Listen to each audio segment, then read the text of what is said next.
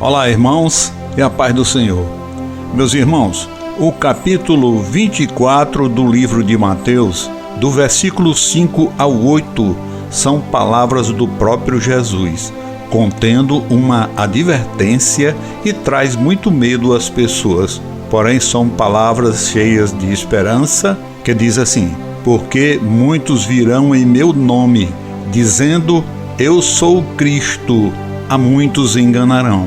E ouvires falar de guerras e rumores de guerras, olhai, não vos perturbeis, porque forçoso é que assim aconteça, mas ainda não é o fim.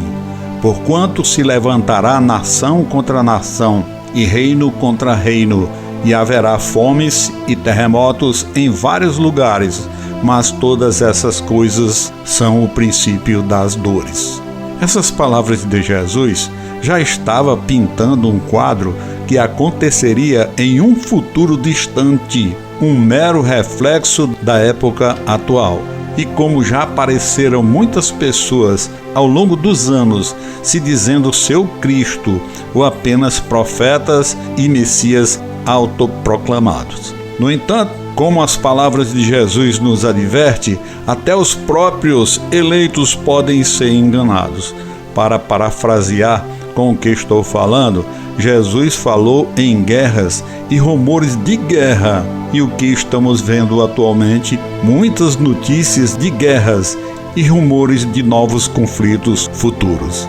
Essas notícias chegam aos nossos ouvidos como alguma música que ouvimos e já aprendemos a cantá-las. Nas palavras do Senhor Jesus, nos adverte para não ficarmos insensíveis para tudo isso e para não nos alarmar e entrar em pânico. Pelo contrário, é um chamado à consciência e também à oração.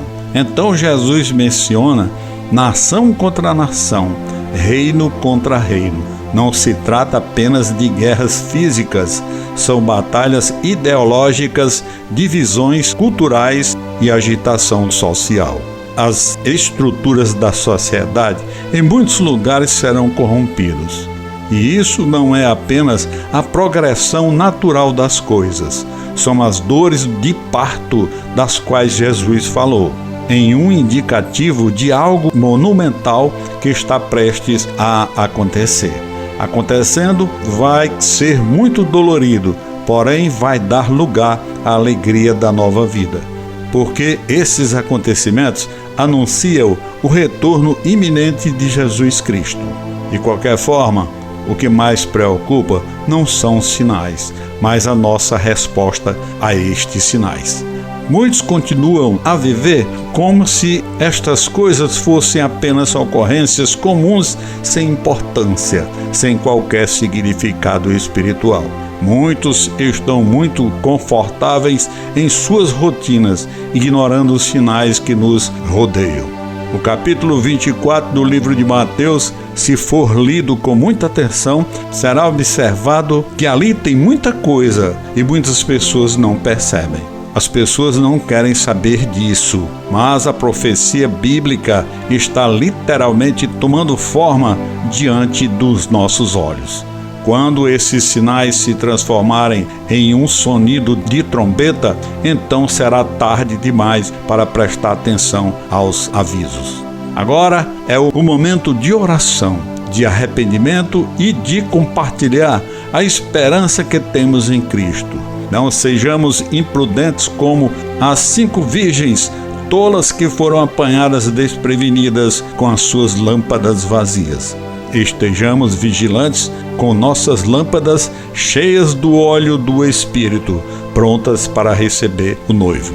Temos uma responsabilidade não apenas com nós mesmos. Como bons cristãos e missionários, somos chamados a ser vigias na muralha, soando o alarme, acordando a cidade antes do amanhecer, alertando a todos para os sinais dos tempos. É triste para um cristão ouvir do próprio Jesus: em verdade, vos digo que não vos conheço. Vigiai, pois, porque não sabeis o dia nem a hora em que o Filho do Homem virá. Não queira ser surpreendido com a lâmpada na mão, olhando para todos os lados, sem o óleo do Espírito, com a alma no escuro, sem saber o que fazer. Não seja também como os hipócritas que vão à igreja vestidos com as melhores roupas, cantando louvores, orando, apertando as mãos de muitos, para apresentar uma expressão que destoa do seu sentimento. Como as 5 virgens tolas que pareciam que elas estavam prontas, mas lhes faltava o óleo que representa o Espírito Santo. Você pode ter a aparência de santidade, você pode ter o vocabulário da vitória, mas sem a habitação final do Espírito Santo, nada de bom vai te acontecer. O Espírito Santo não é apenas um acessório de nossa fé, é a própria força vital da alma. O Espírito Santo é o selo da nossa fé e da nossa caminhada com Jesus. As parábolas das 10 virgens é um aviso duro e direto, mas dentro dos limites da igreja. Assistir às missas para os católicos e assistir os cultos para os evangélicos e participar dessas atividades não garante um futuro seguro no reino de Cristo. As 10 virgens, cada uma delas, esperavam participar da grande festa. Elas pareciam estarem cumprindo as suas obrigações. Não havia diferença entre os 2 grupos de virgens, mas quando chegou o momento da prova, seus verdadeiros estados foram revelados. É uma ilustração poderosa de como Cristo revela a morte. É a autenticidade da fé. A vinda inesperada do noivo serviu como um teste divino que separou as prontas para as despreparadas. É um aviso severo para aqueles que estão dentro dos muros da igreja, alertando-nos para não cairmos num estado de complacência espiritual.